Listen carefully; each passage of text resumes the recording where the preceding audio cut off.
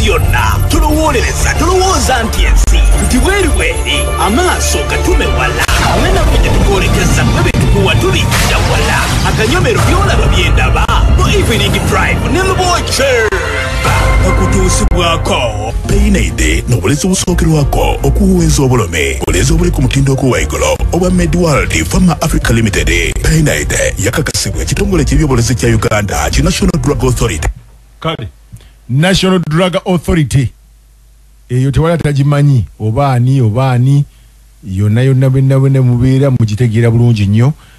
Banaffe aba Paynaid capsule bakutegeeza nti munange se Uganda Paynaid kulina okuba nga munange otambulira munange alina obulumi bw'enjawulo omutwe mugongo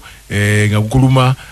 bakyala bagenda mu nsonga zi joints n'ebisigadde igenda bugenzi ku pharmacy kuli okumpi obagaye nti oyagala Paynaid capsule ajja kuba munange akuyambako era akolere bulungi oleme kubanga munange se Uganda ate okaaba tojja kuddamu kaaba kale n'ensonga eyo tambulira oko ekintu kyo okitambulize ku level nyini eyalagibwa. So n'ensonga eyo Kenya abaana bakambuwalidde ddala n'ab'e Kenya bavudde mu by'okusaaga. Bano abaana b'e Kenya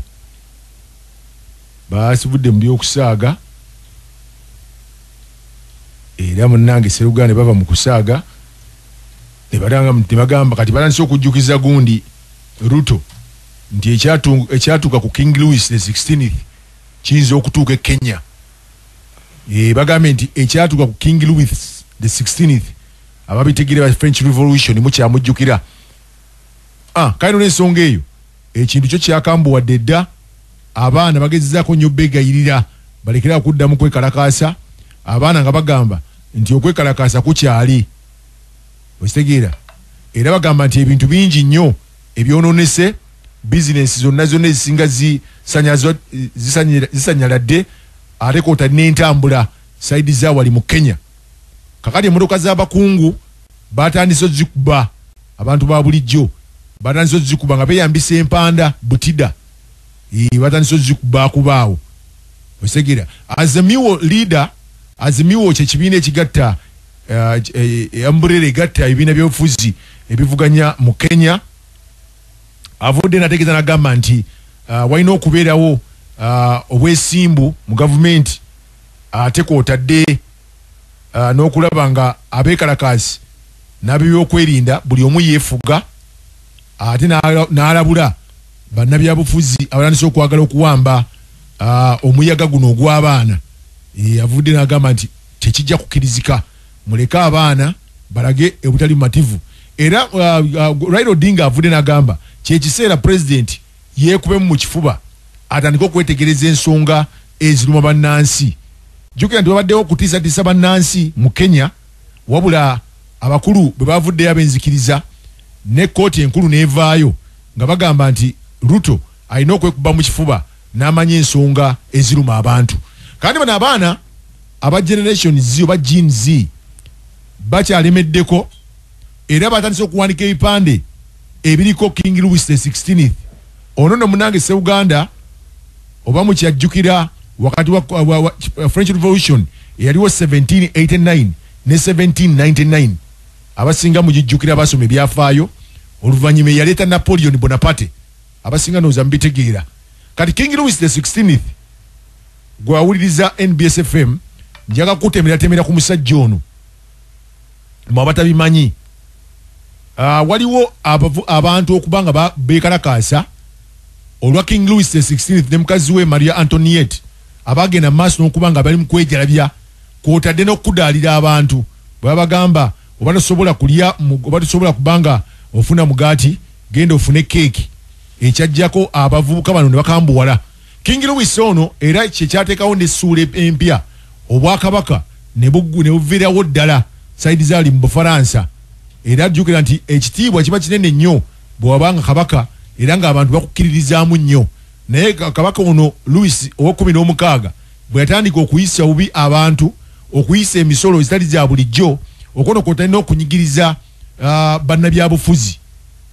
kyavaako abavubuka oba abantu ba bulijjo saidi za wali mu Bufaransa okutandika okwekalakaasa. Era King Louis the 16th abasoma kawunzu namujjukira bulungi abasoma nnyo ebintu ebyo omusajja ono baamukwata ne bamusalako omutwe abajjukira ensonga ezo baamutemako butemi mutwe abantu baali beekyanze bakaaye Louis the 16th ne bamutemako omutwe naye nga ensonga yali ntono nnyo yali asobola okubanga egonjoolwa mu kaseera akatono ennyo ebintu nebitambula bulungi abajjukira National Convention abagisoma bulungi ekintu kino ndoza mujjukira era bamuteeka mu kooti ono no munange Uganda bamusalira ogw'okufa olw'okulya mu nsi ye olukwe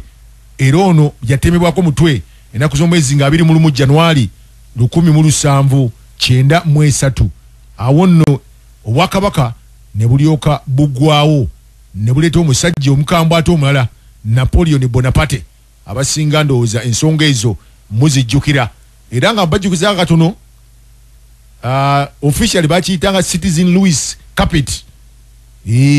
Citizen Louis Capet ndowooza mujjukira ensonga ezo abasoma ebyafaayo so kyakuyiga ki ekiri mu King Louis the 16th lwaki Abannakenya bamuleese ate lwaki mwogeddeko abavubuka bamuleeta kino kiva kwejalabya kino kiva kubanga abantu bakyafa ku bannansi abakulembeze nga beefaako bokka ate bwatandika okwefaako bokka ne batamanya kye bayita okuba nti olina okuba n'amaaso mangi ng'oli mukulembeze n'amatu galina okuba nga gawulira buli kaseera so bwe gaba nga amaaso go tegakyalaba n'amatu go tegakyawulira nga tolina g'owulira n'olowooza nti g'oli wa mutawaana kiviirako abantu okwekyawa mu 86 mu Uganda muno nga mukyajjukira manya mu 8 abavubuka enkwatangabo baatabuka ne beegatta ku muyeekera yatandika obuyeekera mu G7 ng'ayita mu Furnasa Yoweri Kaguta Museveni ne bamwegattako mu 8 nga balwanisa effugabbi eddembe ly'obuntu eryali lirinyiziddwako ennyo ekitta abantu kyakigenda mu maaso mu Uganda ne bagamba ekimala era bamala mu nsiko emyaka gyali 5 awo President Museveni n'alyoka ajja mu buyinza mu 86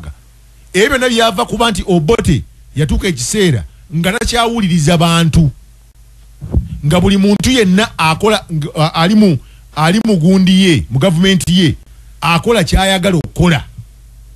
baali bafudde kooti nga yaabwe amagye gaabwe siga ggwanga buli kimu nga kirinyiriddwa abavubuka bano ne beegatta ku musajja eyawamba nga alina emyaka 42 Muzeeyi Yoweri Kaguta Museveni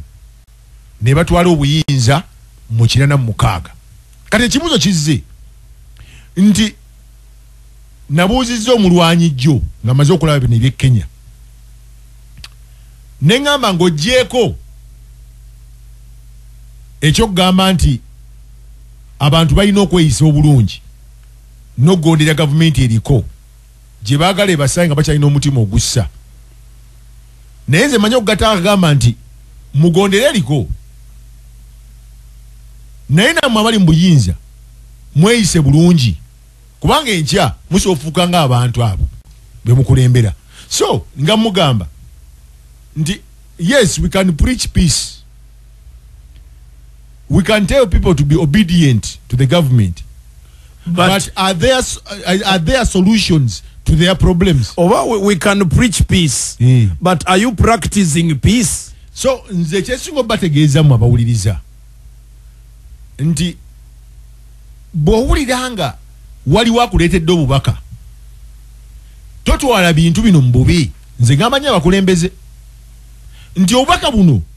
bwe tufuna ne tukugamba nti ekituufu kiri nti obuli bw'enguzi bweyongedde weebuli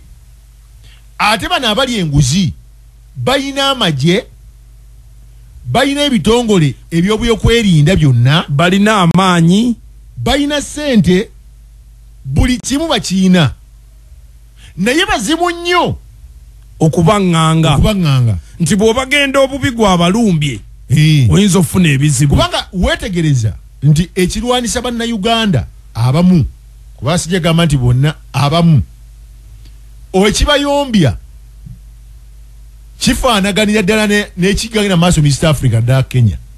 nti okedde enkya ne mugamba nti budget yagenzeemu egera kutambulira ku triliyoni 7.2 naye nga tuvudde mu triliyoni 4 n'ekintu tudduse paka mu triliyoni 7.2. Ekibuuzo kiri nti sente ze basaasaanya ku bannansi nga babateekerateekera zikola ebyo bennyini be zirina okukola era tukoze tutya okulaba nga tulwanisa bano abalyake n'ababbi abanyaguluzi abatwala triliyoni za Uganda 10 buli mwaka tukoze tutya? Is it the time obudde butuuse, is it time to address the real issues that are affecting the people? Bwe budde oba tebunnaba zennyini oba tebunnaba oba tukireke bulesinga bwe kirina okukola kitambulenga bwe kiri kubanga abasinga babuuza nti muzeeyi ekyakutwala mu nsiko okijjukira oba okiraba oba tukiraba kubanga ekisooka bwe tukeera enkya ntugamba nti abaka bagambye nti ambulance zitegewe mu lifaaro ne bateekayo ne ssente ne bagamba ssente ezimu zigende mu masomero ne bateekayo ne ssente ezimu zigende mu mazzi ne bateekayo ne ssente bamaze okutemaatema President n'agamba nti entemaatema yaabwe yabadde teriiko bigendererwa bya muntu wa wansi naye nga quotation issue ensonga ennene eriwo yakuddira ssente ate endala ne bazikwasa ekitongole eky'obwannannyini kiroko ate gavumenti niyo negamba nti tulinamu emigabo mu roko so kati zi ssente ezo ne bwe zigendayo gavumenti erinamu emigabo kakati wajja kubuuza ekibuuzo ambulance ezirina okuyamba omunaku omutambuza ng'afunye obuzibu ne zimutwala mu ddwaliro oba okumujja mu ddwaliro ambulance zino nkulu oba si nkulu okuzzaako emabega katono Roken eyogerwako yajja mu Uganda ngezze kuzimba Namugongo Shrine era yajja mu mwaka 1967 kampani eno bananyiniyo bali bantu babiri ate nga bombi ba Swedish oba ba Sweden kakati n'ebirala bye sijja kugenda mu nnyo naye ffe lubo wanganze ekinnuma